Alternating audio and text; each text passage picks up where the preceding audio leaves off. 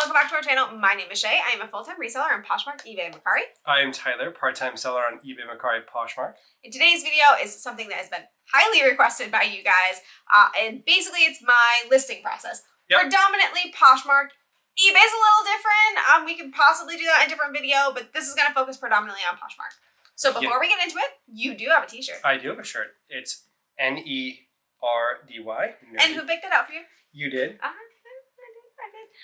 You've actually been complimented quite a few times in your t-shirts. I get more compliments wearing the t-shirts that we pick for the channel out and about than I've ever had in my entire life. It's ridiculous. It's seemingly like almost every time I go out, but it's probably every few weeks, if not every few months. But it feels like it's all the time. It's really fun. So if you have any suggestions for t-shirts we should do, if you see any across the Facebooks or things like that, leave them in the comments below and I'll search them out and try to get them for him. But also, we wanted to give a quick shout out to our newest channel member, Beth. Beth, thank you so much.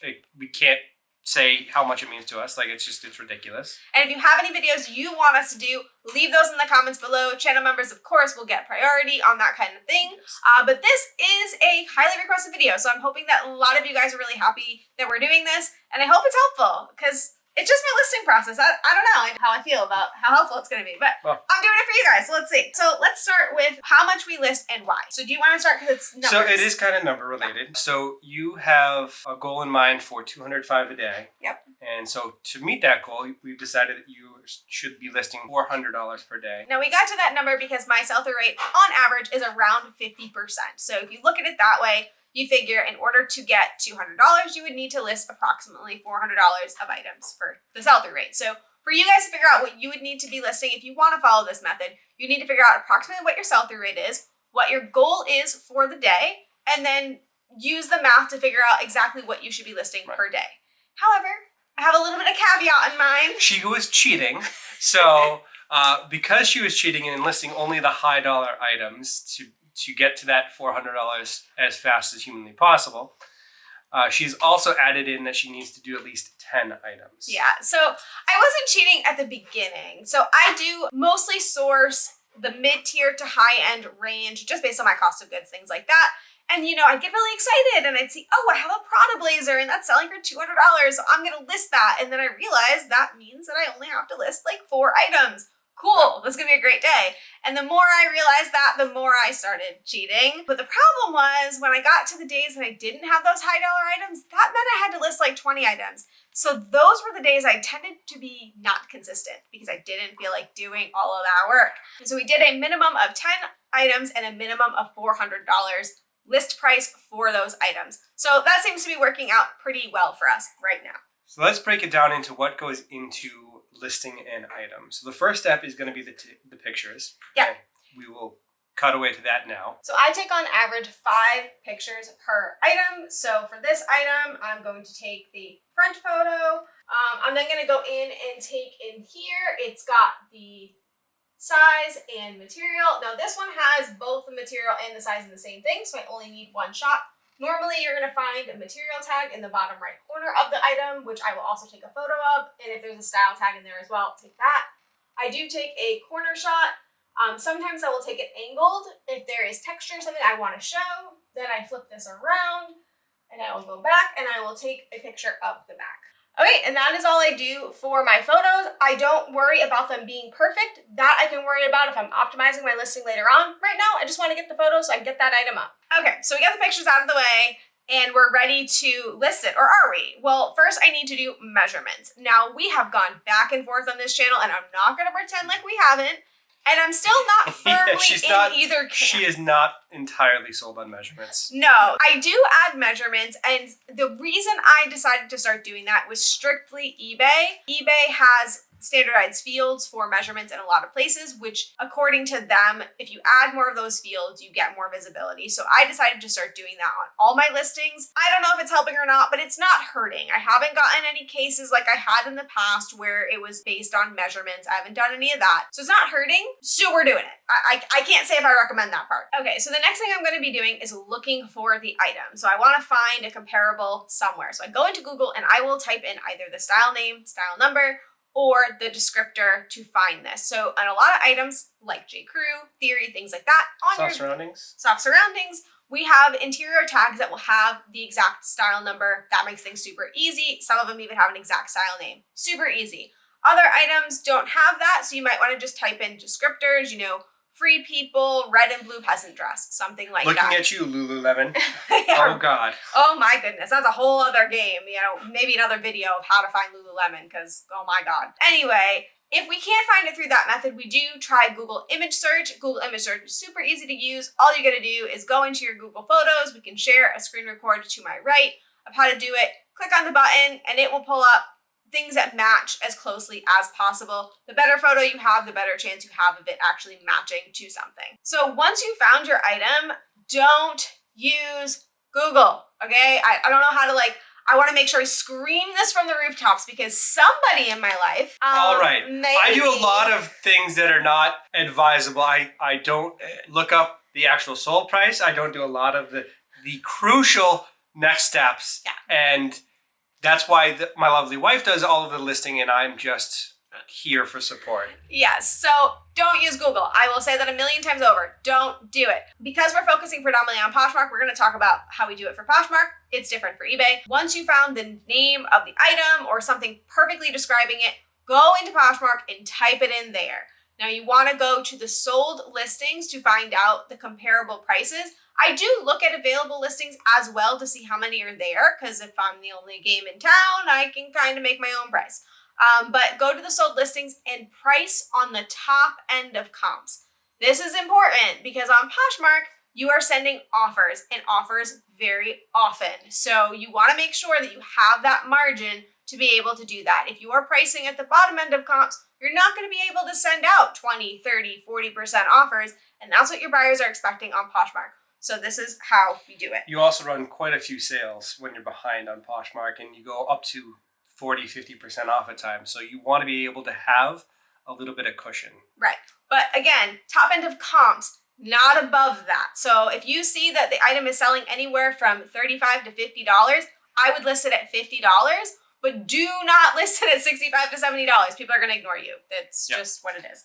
Okay, so now we need to list the item. So you're going to put in all your photos, and then the first thing you need to do is create a title. So do you want to go into the title?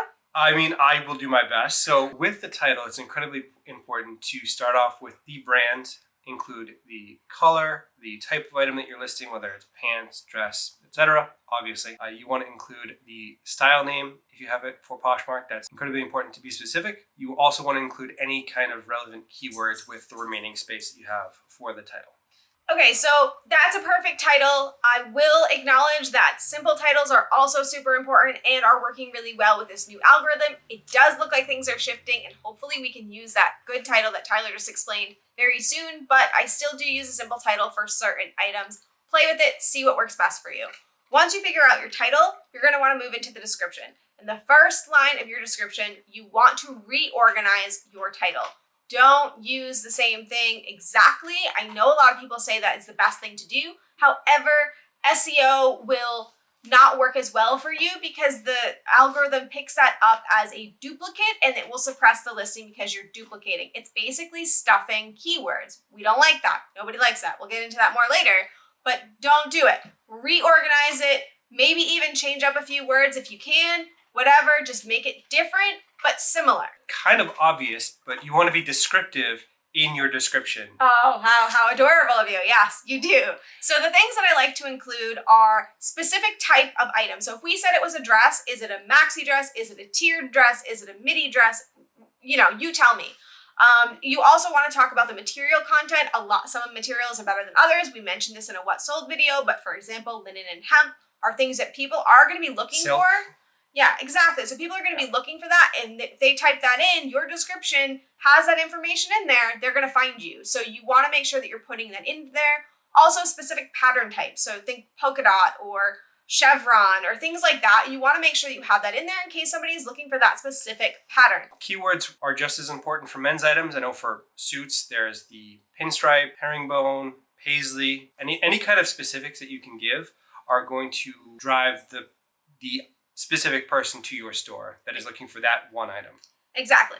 And then to go off of that, once you're done with your description, there is a spot on Poshmark for 3 custom keywords or custom tags. So what I've been doing is I've been trying to add anything that is trending right now down there. So think lag and look, think kidcore, think dopamine dressing, things like that. If it fits in there, I'm going to put it down there. Coastal grandma.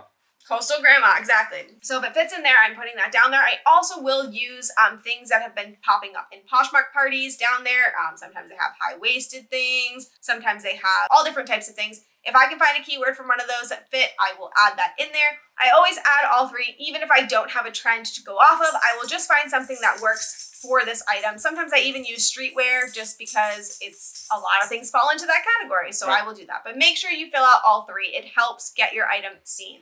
Okay, and then once you've gotten everything filled out, we're going to talk about pricing. So pricing on Poshmark, as we said earlier, we like to price at the higher end. But then is there anything else that we take into consideration? So there is. We look at pricing brackets. So I'm going to show that on the side here. This is from the Poshmark app. This is what people can filter to when they are looking for their items. On eBay, it's a little bit different. Again, that should be probably a whole different video.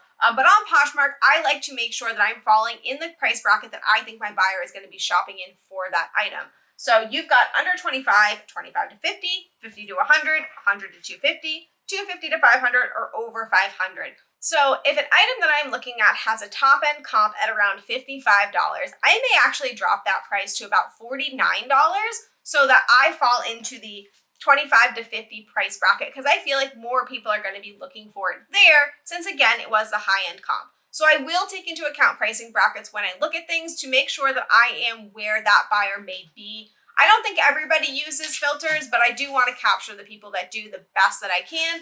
And again, we only use this when it starts falling on a line, but it's really important to be aware of when you are hitting that line and when you should be aware of it. Okay, so finally is cross-listing. As we say at the top of every video, we sell on Poshmark, eBay, and Mercari. Right. So cross-listing is incredibly important and probably the most important thing because getting more views on your item means more chances that somebody's going to buy it.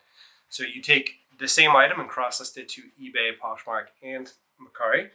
And typically you keep the price, at least to start, you keep the price the same just to get it up. So if it's not listed, it's not selling. That's a mantra for the reselling community. A lot of the bigger sellers are saying that, saying you find it, you paid for it, get it up, get it working for you to try to sell it.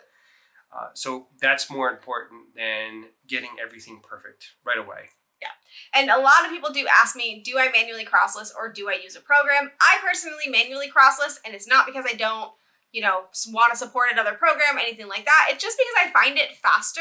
I am a very impatient human. So if I have to go from my listing process where I do everything on my phone and then I have to move to my computer and I have to wait for it to do its thing, too much for me. I just want to just get it done. So I use everything that I already have on my phone. I hit copy and I move over to the next platform. I find it very fast. Not everyone feels that way, and that's totally okay. Do it how you want to do it. Just make sure you get it on every platform that you can. So I think that is everything. That is how we list our items. Now, if there is something we didn't cover that you're curious about, if there's something in the listing process that we maybe skipped over by accident, leave those comments below and let us know. We try to answer everything that we can, and we can always do future videos if there's something you want us to dive deeper on. But hopefully that is helpful for you. So thank you guys so much. Thank you so much, and we'll be back soon with a new video.